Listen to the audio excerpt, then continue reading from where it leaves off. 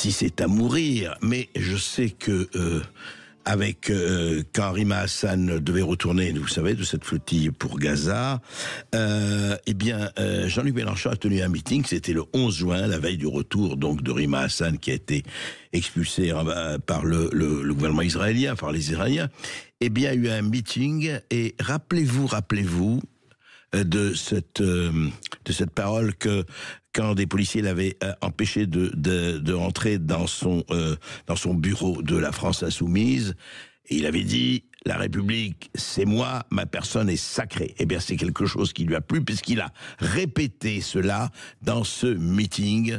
Écoutez ce qu'il disait de Rima Hassan. Voici ce qu'il vous reste à entendre, monsieur le Premier ministre, monsieur le Président de la République.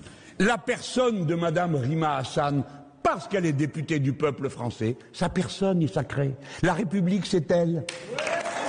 Pas vous, qui n'avez été élu par personne. Pas vous, qui avez convoqué des élections dont vous ne reconnaissez pas le résultat.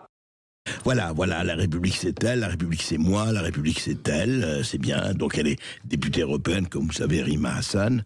Donc c'est bien l'expression, voilà, de cette espèce de sacralisation de la personne. Mais il ne s'est pas contenté de cela. Et là, ça arrive à des hauteurs quand même inusitées. Mais vous savez que on respire mieux, sur les cimes. Voilà ce qu'a écrit Jean-Luc Mélenchon dans un tweet.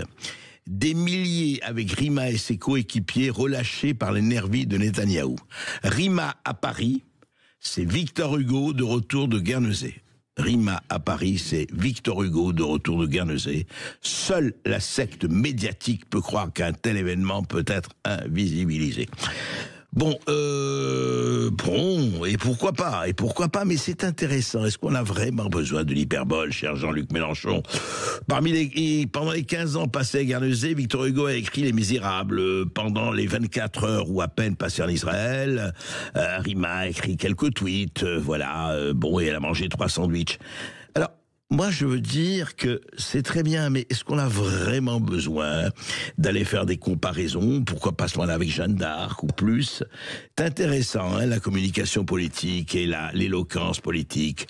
Jusqu'où peut-on aller trop loin? Écoutez, l'amour, c'est comme ça. L'amour n'a pas à s'expliquer, il n'y a pas de raison. Le cœur a ses raisons, que la raison ignore.